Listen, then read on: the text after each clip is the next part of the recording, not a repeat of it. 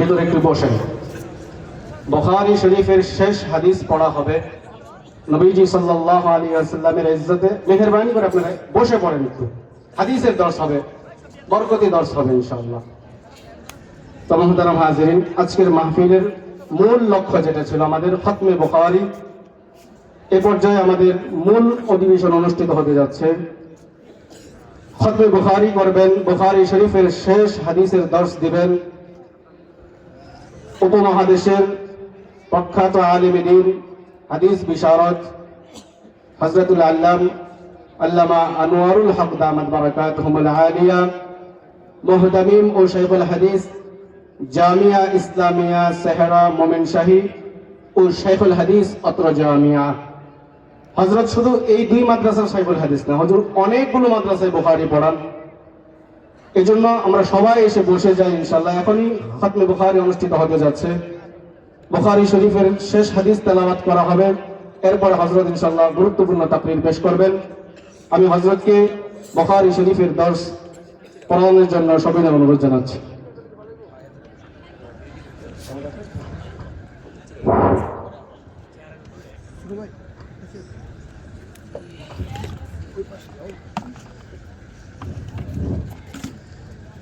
بسم الله الرحمن الرحيم. الحمد لله نحمده ونستعينه ونستغفره ونؤمن به ونتوكل عليه ونعوذ بالله من شرور أنفسنا ومن سيئات أعمالنا. من يهده الله فلا مضل له ومن يضلله فلا هادي له. ونشهد أن لا إله إلا الله وحده لا شريك له. ونشهد أن سيدنا ومولانا محمدا عبده ورسوله. أما بعد، فإن أصدق الحديث كتاب الله، وخير الهدي هدي سيدنا ومولانا محمد صلى الله عليه وسلم. وشر الأمور محدثاتها، وكل محدثة بدعة، وكل بدعة ضلالة، وكل ضلالة في النار. وبالسند المتصل منا إلى الشيخ الإمام الهمام الحافظ الحجة أمير المؤمنين في الحديث أبي عبد الله محمد بن إسماعيل بن إبراهيم بن المغيرة بن بردزبة الجعفي اليماني البخاري رحمه الله الباري. اللهم انفعنا بعلومه وعلومهم، آمين يا رب العالمين. أنه قال: باب قول الله ولقول الله تعالى: ونضع الموازين القسط ليوم القيامة وإن أعمال بني آدم وقولهم يوزن. وقال مجاهد: القسطاس العدل بالرومية، ويقال القسط مصدر المقسط وهو العادل، وأما القاسط فهو الجائر. وبه قال حدثنا أحمد بن أشكام قال حدثنا محمد بن فضيل عن عمارة بن القعقاع عن أبي زرعة عن أبي هريرة رضي الله تعالى عنه قال: قال النبي صلى الله عليه وسلم: كلمتان حبيبتان إلى الرحمن، خفيفتان على اللسان، ثقيلتان في الميزان، سبحان الله وبحمده سبحان الله العظيم. صدق الله.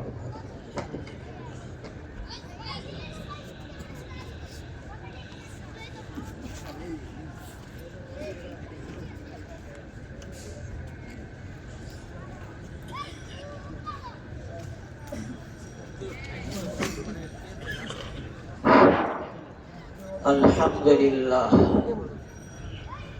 আমরা আজকের এই মাহফিলে উপস্থিত সকলকে নিয়ে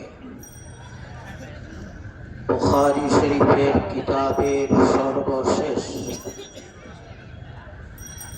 অধ্যায় এবং হাদিস আমরা পড়েছি, শুনেছি।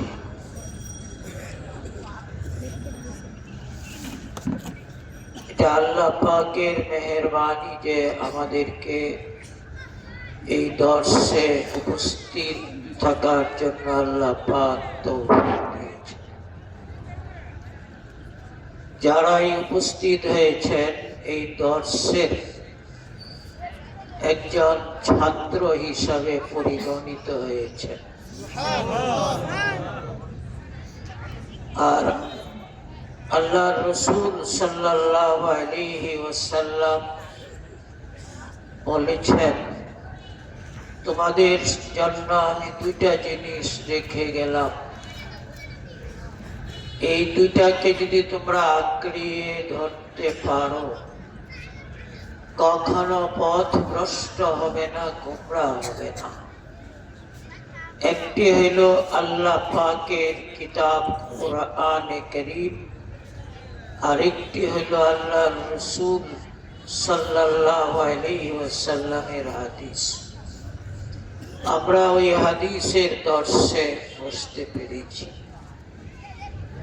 সাহাবায়ে কেরাম আল্লাহর রাসূল সাল্লাল্লাহু আলাইহি ওয়াসাল্লাম থেকে সরাসরি তার জবান মুবারক থেকে শ্রবণ করেছেন।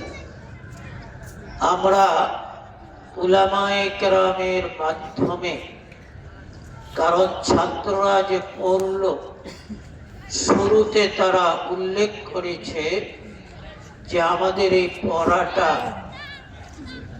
চেইন যেমন একটার সাথে আরেকটা যুক্ত হয়ে দীর্ঘ লম্বা চেইন হয়, উস্তাদদের এমন একটা ক্রম সিলসিলা আল্লাহ রাসূল সাল্লাল্লাহু আলাইহি ওয়াসাল্লাম পর্যন্ত পৌঁছে। সেই আসাতেজায়ে কেরামের মাধ্যমে একের পর এক, যেমন আমাদের প্রত্যেকেই বংশগতভাবে আদম আলাইহিস সালামের সাথে আমাদের বংশ লতিকা যুক্ত আছে, ঠিক প্রতিটি হাদিস উস্তাদের মাধ্যমে আল্লাহ রাসূল সাল্লাল্লাহু আলাইহি ওয়াসাল্লাম পর্যন্ত এটা সংযুক্ত আছে। অতএব উলামায়ে কেরাম বলেন যে হাদিস এইভাবে পাঠ করে সে আল্লাহ রাসূল সাল্লাল্লাহু আলাইহি ওয়াসাল্লামের ইলমের সাথে নিজেকে এইভাবে যুক্ত করে নেয়।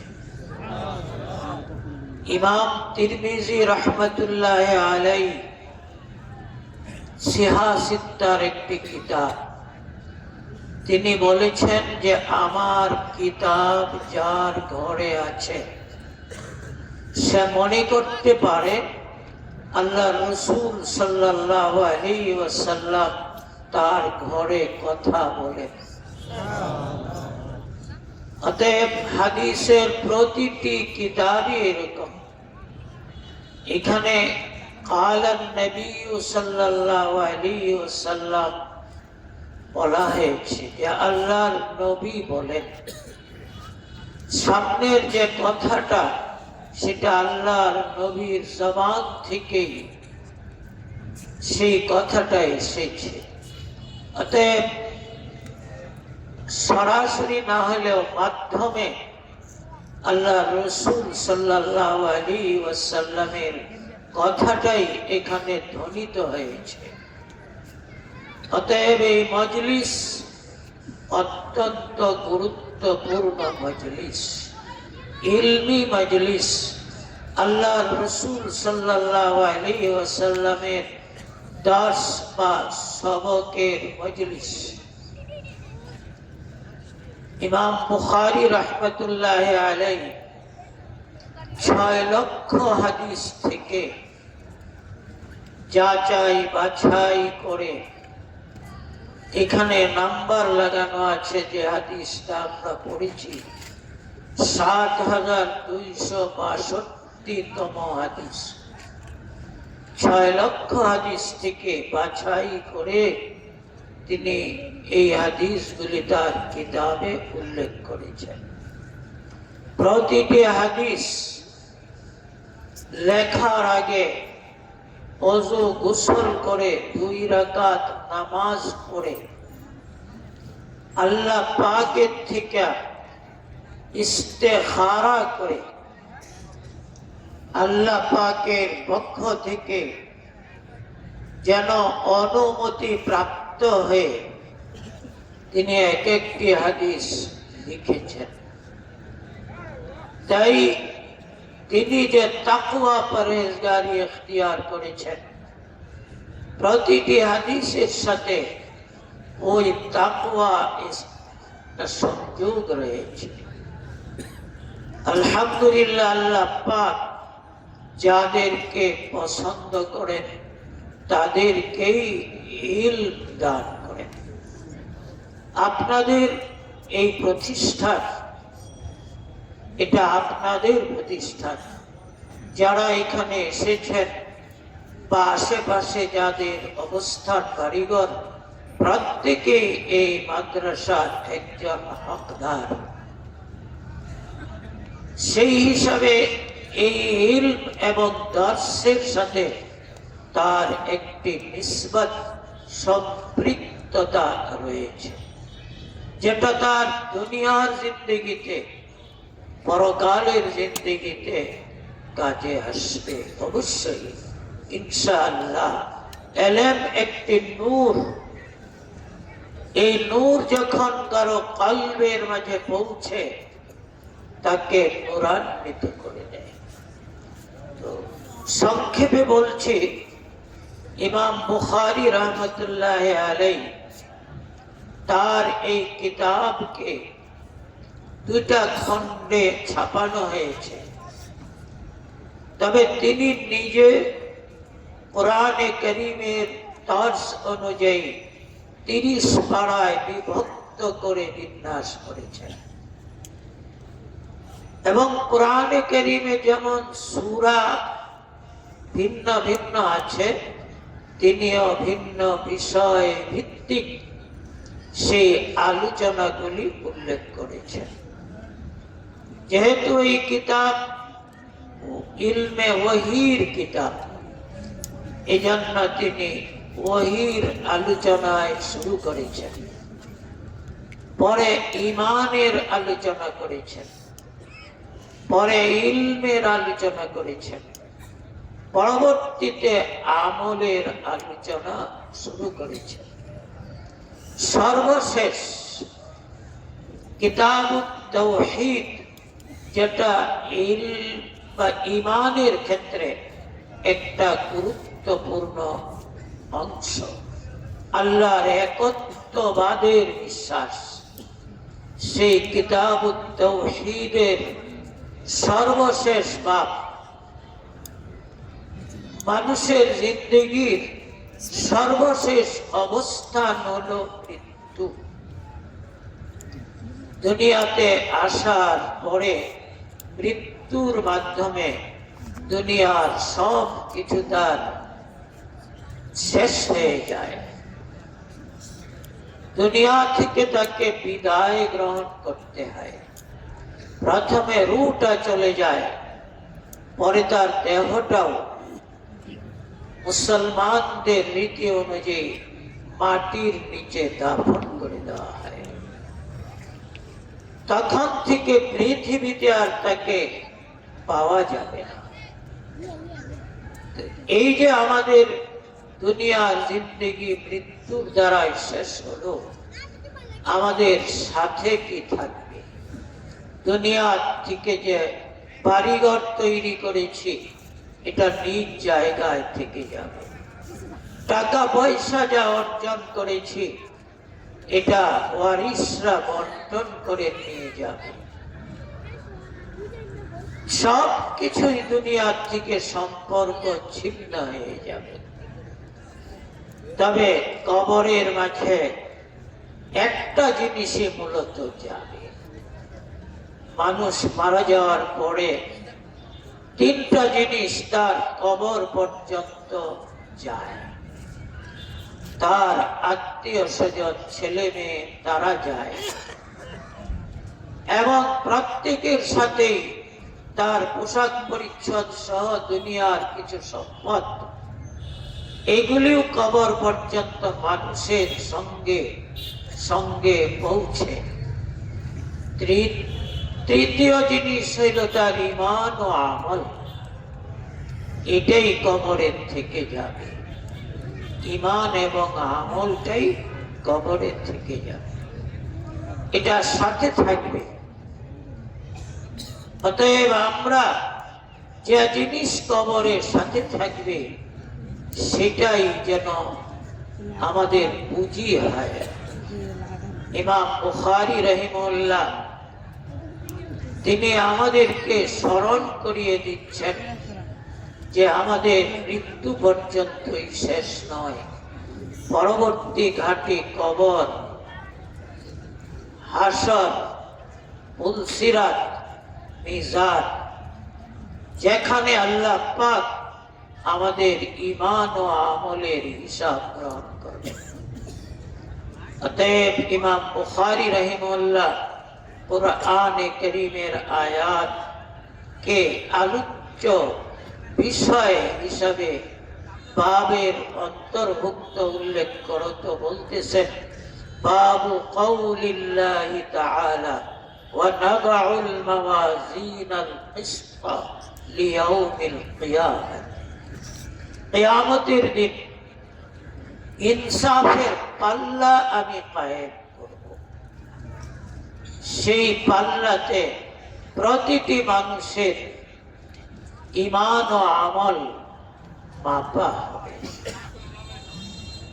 এরই ভিত্তিতে সেই পরিণতির অনুযায়ী সে জান্নাতে যাবে, জাহান্নামে যাবে।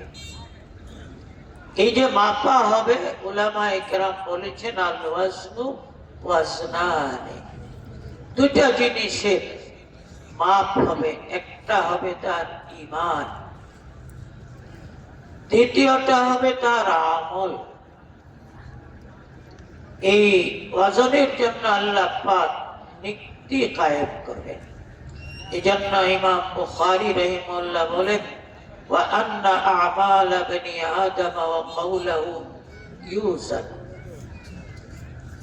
পূর্বে যে কিসত শব্দ এসেছে এটার ব্যাখ্যায় মুজাহিদ থেকে ইমাম বুখারী উল্লেখ করেছেন, وقال مجاهد القسطاس والقسطاس العدل।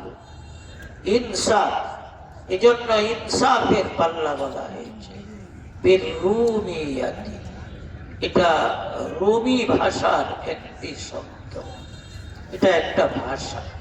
ويقال القسط مصدر المفسد وهو العادل। এখানেও আদল এর অর্থে মুকসিদ ইসমে ফাইল আদিল, তবে বাপ পরিবর্তন হলে ওয়া আম্মাল কাসিতু ফাহুয়াল জাইল। কোরআনে কারীমের মাঝে ওয়া আম্মাল কাসিতুনা ফাকানু লিজাহান্নামা হাতাবা, যারা জুলুম করবে, অন্যায় করবে, নিজেদের প্রতি অবিচার করবে, তারা জাহান্নামের লাকড়িতে পরিণত হয়ে যাবে। সেই কাসেদ শব্দ কোরআনে কারীমে বর্ণিত হয়েছে। আর কিসতুন বমানা আদলুন, এটাও কোরআনে কারীমে বর্ণিত হয়েছে। আল্লাহ পাক প্রথম ঈমানের যাচাই করে হাসরের ময়দানের মানুষকে দুই ভাগে বিভক্ত করবেন। ঈমানদারদের একটি জামাত, যাদের ঈমান নাই তাদেরকে পৃথক আরেকটি দলে পৃথক করে দিবেন। এরপরে ইমানদারদের আমলের হিসাব শুরু হবে, কাফের বেদিনদেরও আমলের হিসাব শুরু হবে। তন্মধ্যে মুসলমানদের মাঝে 4 শ্রেণীর আমলের হিসাব আল্লাহ পাক মাফ করে দিবেন। 1 নম্বর আম্বিয়ায়ে কেরাম, 2 নম্বর যারা আল্লাহর রাস্তায় জিহাদে শাহাদত বরণ করেছে, শহীদ হয়ে গেছে। 3 নম্বর যে সকল মুসলমানের সন্তানগণ নাবালিগ অবস্থায় মৃত্যুবরণ করেছে। 4 নম্বর হাদিসে বর্ণিত হুজুরের উম্মত থেকে 70,000-এর কথা বর্ণিত হয়েছে, তাদেরও হিসাব আল্লাহ পাক মাফ করবেন। আর বাকিদের হিসাব নেওয়া হবে, হিসাব আমলের নেওয়া হবে, ওয়াজন আমলের ওজন করা হবে। 2 নম্বর আমলের সওয়াবের ওজন করা হবে। 3 নম্বর আমল নামা ফেরেশতারা যেটা লিখেছেন নেকি বদি, এটার ওজন করা হবে। 4 নম্বর যারা আমল করেছেন ব্যক্তি, তাদের দেহের ব্যক্তির ওজন করা হবে। 4টাই সাংঘর্ষিক নয়, উলামায়ে কেরাম বলেছেন। এর মাঝে যাদের নেকির পাল্লা ভারী হবে, ময়দানে মাহশর থেকে তাদেরকে জান্নাতে আল্লাহ পাক পাঠিয়ে দিবেন। আর যদি নেকির পাল্লা ভারী না হয়, গুনার পাল্লা ভারী হয়, ঈমান থাকা সত্ত্বেও তাদেরকে আল্লাহ পাক জাহান্নামে দিয়ে দিবেন। এরপরে ঈমানের কারণে পর্যায়ক্রমে আগে পিছে তাদেরকে বের করে নিয়ে আসবে। কোন ঈমানদার জাহান্নামে থাকবে না, এক সময় বের করাই হবে। আর যাদের ঈমান নেই, এদের মাঝে একটা শ্রেণীর উলামায়ে কেরাম বলেন হিসাব গ্রহণ হবে না। সেটা হইল ওই শ্রেণী যাদের আমল নামার মাঝে কোনো গুনাহ নেই। নেকি তো কাফের বেদিনের হতেই পারে না, কিন্তু গুনাহ হতে পারে। এই গুনাহ মুক্ত যদি কোনো কাফের বেদিন থাকে, তারও আমলের আর হিসাব নেওয়া হবে না। তবে জাহান্নামে যেতে হবে তার ঈমান না থাকার কারণে। আর বাকি কাফের মুশরিকদেরও গুনাহের হিসাব হবে। যার গুনার পরিমাণ যত বেশি, জাহান্নামের শাস্তির পরিমাণ তার তত বেশি হবে। এইভাবে আল্লাহ পাক হাসরের ময়দানে সব মানুষের হিসাব নেওয়ার মাধ্যমে জান্নাত জাহান্নামের ফায়সালা করে দিবেন। আমরা যারা ঈমানদার, তাদের নেকির পাল্লাটা কেমনে ভারী হবে? এটা ভারী হওয়ার 2টা দিক আছে। যদি নেকির পরিমাণ সংখ্যায় বেশি হয় গুনাহের চেয়ে। দ্বিতীয় হলো প্রতিটি নেকি যখন মান সম্পন্ন হয়, এক কথায় গুণগত ভাবে নেকি যদি উত্তম হয়, সংখ্যাগত ভাবে নেকি যদি বেশি হয়, নেকির কোয়ালিটি এবং কোয়ান্টিটি উভয়টার ভিত্তিতে নেকির পাল্লা ভারী হবে। ইমাম বুখারী রাহিমাহুল্লাহ কিয়ামতের কথা উল্লেখ করে, যেহেতু ওজন করা হবে, নেকির পাল্লা ভারী হওয়ার একটি সহজ আমল, যেটা আল্লাহর রাসূল থেকে বর্ণিত, ওই হাদিস উল্লেখ করে তিনি তার কিতাবকে সমাপ্ত করেছেন। ইঙ্গিত হলো যে তোমার জীবনের সমাপ্তিও যেন এমন হালতে হয় যে নেকির পাল্লা ভারী হবে। নেকির পাল্লা ভারী হওয়ার অনেক আমল কিতাবের মাঝখানে মাঝখানে বিভিন্ন হাদিসে উল্লেখ হয়েছে। পরিশেষে একটি সহজ আমল, যার দ্বারায় মানুষ আল্লাহর প্রিয় হয়ে যাবে, অথচ আমল সহজ, নেকির পাল্লা ভারী হবে। জন্য এই হাদিস ইমাম বুখারী এনেছেন। সাহাবী হযরত আবু হুরায়রা রাদিয়াল্লাহু আনহু, যিনি সবচেয়ে বেশি হাদিস বর্ণনা করেন, তিনি বলেছেন, قال النبي صلى الله عليه وسلم كلمتان حبيبتان إلى الرحمن। এই বাক্যের দুইটা বৈশিষ্ট্য বলেছেন, তিনটা বৈশিষ্ট্য মূলত বলেছেন। দুইটা কালিমা, দুইটা বাক্য। এখানে কালিমার দ্বারায় বাক্যকে বোঝানো হয়েছে। আমরা কালিমায়ে তাইয়্যিবা বলে পুরা একটা বাক্যকেই বুঝি, কালিমাতুশ শাহাদাত বলে পুরা একটা বাক্যকেই বুঝি। এখানেও দুইটা কালিমা। এর প্রথম বৈশিষ্ট্য হলো হাবিবাতানে ইলার রহমান, অতিশয় প্রিয়। হাবিব আল্লাহর নিকট, রহমানের নিকট। আল্লাহর সিফতি নাম রহমান উল্লেখ করা হয়েছে। রহমত যিনি দান করেন, সেই রহমত দেনেওয়ালা আল্লাহ পাকের অতিশয় প্রিয় দুইটা বাক্য।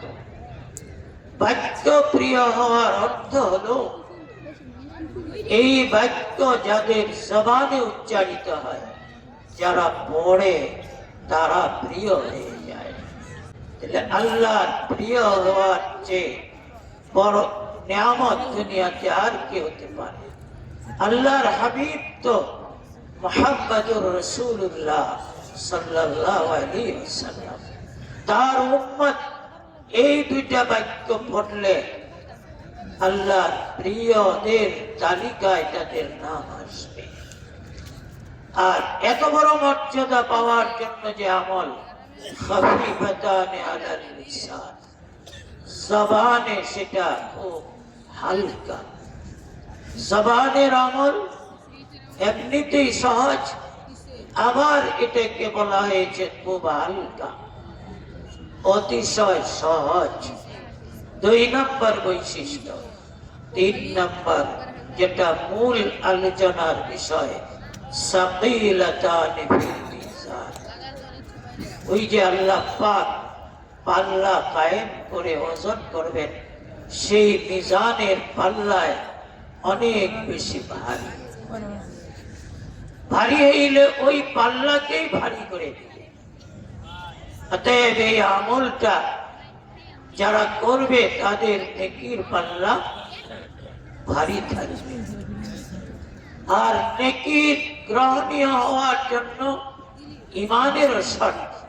অতএব এই বাক্যের মাঝে ইঙ্গিত আছে তার ইমানের সাথে মৃত্যু হবে, তার নেকির পাল্লা ভারী হবে, আল্লাহ পাকের প্রিয় হবে, কোন আযাব তার আসবে না। বাক্য দুটা কি? সুবহানাল্লাহি ওয়া বিহামদিহি সুবহানাল্লাহিল আযীম। সকলেই পড়ি, সুবহানাল্লাহি ওয়া বিহামদিহি সুবহানাল্লাহিল আযীম, সুবহানাল্লাহি ওয়া বিহামদিহি সুবহানাল্লাহিল আযীম। ইমাম বুখারী রাহমাতুল্লাহ আলাইহি কিতাবুদ দাওয়াত, দুয়ার আলোচনার মাঝে উল্লেখ করেছেন, প্রথম বাক্যটা মান ক্বালা সুবহানাল্লাহি ওয়া বিহামদিহি, প্রথম অংশটা শুধু যে ব্যক্তি দৈনিক 100 বার করে পাঠ করবে, তার জীবনের গুনাহ সমুদ্রের ফেনা সমতুল্য হলেও, সম পরিমাণ হলেও আল্লাহ পাক তাকে মাফ করে দিবে। এটা সহজ জিনিস। আমরা সকলেই এই বিষয়টার প্রতি লক্ষ্য রাখি যে আমরাও যেন সুবহানাল্লাহি ওয়া বিহামদিহি এর সঙ্গে সুবহানাল্লাহিল আযীম দৈনিক 100 বার করে পড়ি। এই আজকের সবক থেকে এই সবকটা আমরা গ্রহণ করে পালন করি। আমরা পারবো না ভাই? তাহলে আল্লাহর রাসূলের ওয়াদা আছে, আমার জীবনে যত গুনাহ হোক আল্লাহ পাক মাফ করে দিবেন। যাক, উলামায়ে কেরাম আছেন, তারা জরুরি কথা বলবেন। ইমাম বুখারী আমাদেরকে মৃত্যুর কথা, আখিরাতের কথা, হাসরের কথা, নেকি বদির ওজনের কথা, পরিশেষে কিভাবে নেকির পাল্লা ভারী হবে, ঈমানের সাথে আমাদের মওত হবে, আল্লাহর মাহবুব হয়ে দুনিয়া থেকে যেতে পারবো, এটা আমাদেরকে সামনে এনে আল্লাহর রাসূলের হাদিসের দ্বারায় বুঝিয়ে দিয়েছেন।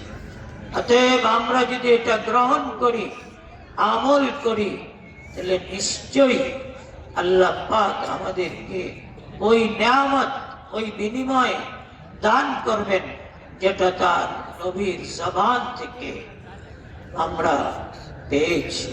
আল্লাহ পাক সকলকে কবুল ও মঞ্জুর করেন। ওয়া আখিরু দাওয়ানা আনিল হামদুলিল্লাহি রাব্বিল আলামিন। ইয়া মাহমুদ বন্ধ করে গেছে, ভালো লাগে, বিমান কাশ্মীর বন্ধ করে রাখবো।